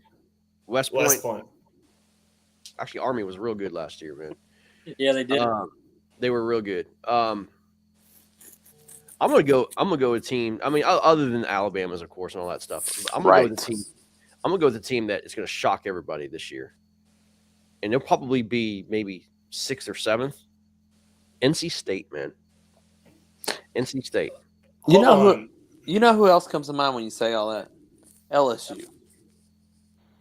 They always do, man. But what if Brian Kelly takes all that talent and does something? Yeah, but that's what LSU does, man. They always have the talent. Yeah, I like always get you to buy into what they're doing. Nah, I ain't touching that. Yeah, I'm going A&M. A&M out of the SEC, I think, is one of the best teams. Yeah. Well, we'll see, boys. Guys, we got to wrap this up, man. We're almost 2 hours, man. Guys, awesome conversation tonight, y'all. Let's do it, man. Let's do it. It's going to be fun. Week 9, KFL, man. It's going to be huge matchups, man. Huge matchups. I'm looking forward to this Kusa Palmetto Punishers matchup, man. It's going to be beast. It's going to be beast. Ooh, would love to get y'all's picks on that. Levis. Where is it at? No, Levis will start with you. It's at Santee Cooper. Pullmeners, Punishers, Kusa. Who you got, Levis? Punishers. Oh. I'm taking a home team, Palmetto. Well, Greg, we didn't get a whole lot of diversity there. I'm just saying, man. I think it's very hard to win road games in this league. I know that they've done it, and 48% of the time. 48%. Just saying, my personal opinion. Yeah, I think it's hard to win road games in this league. Man, I'm not going against Kusa. No way. Especially after that win last week, man. I'm not going against Kusa. No way. Really? DK? No. Yeah, man. I got Palmetto in that one, man. Look, just road games are hard to win, and Jason Broach is an efficient. Nice. That dude's always so nice. Dude, that dude's always. If he's in the event, his name is in the mix. Yeah, but you know what? Coley can match him. So maybe going. Yeah, I mean, if now listen, if Coley matches him, that means you got Jordan, Marshall, and Frank Wolf or Scott Simmons. I think Jordan can take him. And then you've got I think Nick Dyer's going, if I'm not mistaken. So, man. Yeah, I'm going Kusa. I'm going Kusa. It's gonna be Palmetto. If you take the top, if you got Jason and Frank versus Coley and Jordan, I'm getting Coley and Jordan all the time. Ooh. Yeah. I gotta give a little bit of leeway to the home team. Hey, yeah, I get it. For being reasonable. I get it. Well, boys, we got to go, man. Let's talk about this next week, man. Y'all, good luck in your matchups. I'm going to Michigan, so can't wait. My matchup will be at the house with this. Goodness. All right, boys. Thanks for joining.